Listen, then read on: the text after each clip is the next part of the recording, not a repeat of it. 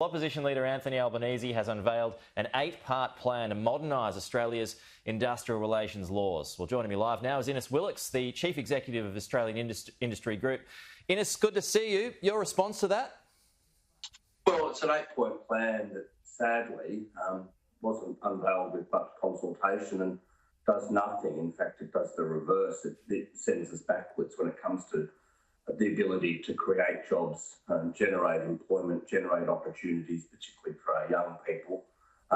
It sadly demonstrated a lack of understanding of where our economy is at and what is needed to drive jobs growth. And we're in a 21st century economy, we're in a pandemic economy.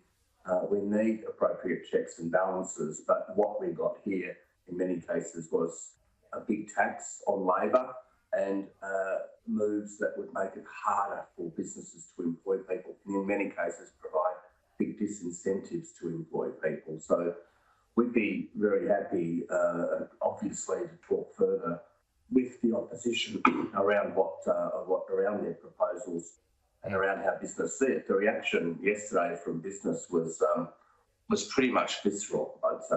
So there was no consultation with you? No, not in the formation of the 8-point plan.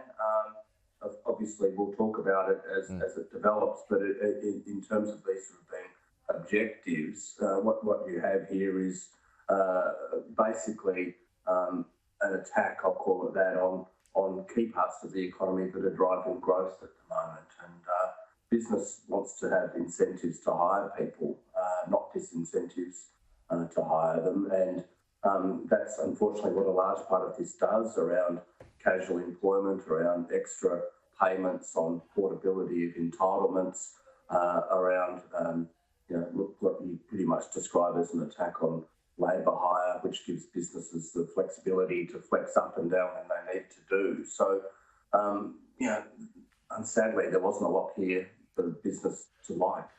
Okay, well, he talks about delivery drivers, those in the gig economy, they're forming a big part of his plan. Do you believe he's right in any way when he says that those workers are being treated unfairly?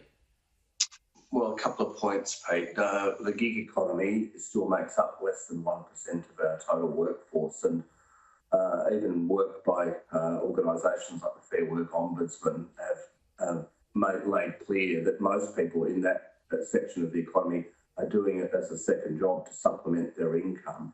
And you think about it this way, through the pandemic, a lot of people were able to earn income by delving into the gig economy and the flexibility that it gave them. If it weren't for the gig economy, the restaurants that managed to stay afloat, most of them would have gone under because they wouldn't have been able to do home deliveries.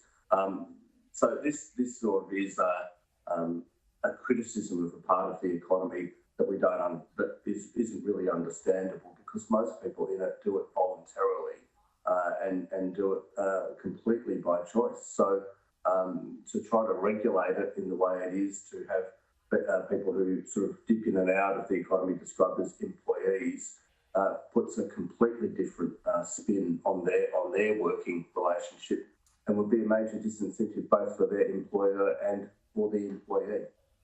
Okay, so he talks about job security and a promise for contractors who move between jobs to have their entitlements transferred. So basically that means same job, same pay, etc. Christian Porter yesterday, he put this spend at $20 billion and called it, quote, an extinction level event. Is he right? Are those numbers, do they marry up with what you would predict those numbers to be? Well, we did a back of an envelope calculation yesterday, and on sort of portable entitlements, there's some existing programs in the construction industry, healthcare at the moment, but this is where money is tipped into essentially funds to run entitlements for people, long service leave and the like, and these are essentially run by unions, and we saw before the last election, unions ripped millions of dollars out of these funds to basically pay themselves and then to use them for campaigning funds.